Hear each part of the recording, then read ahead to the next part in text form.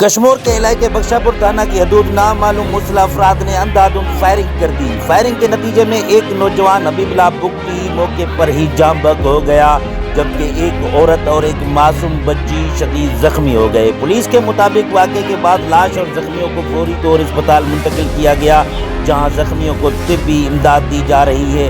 Police کا کہنا ہے کہ اب تک قتل کی وجہ معلوم نہیں ہو سکی ہے، جبکہ واقعے کی تحقیقات کی جا رہی ہے۔ دوسری جانب مقتول کے ورثاء کا کہنا ہے کہ ہماری کسی کے ساتھ کوئی دشمنی نہیں، ہمارے نوجوان کو ناحق اور بے دردی سے قتل کیا گیا ہے۔ واقعے کے بعد علاقے میں خوف و ہراس پھیل گیا، جبکہ اہل خانہ نے ملزمان کی گرفتاری اور انصاف کا مطالبہ کیا ہے۔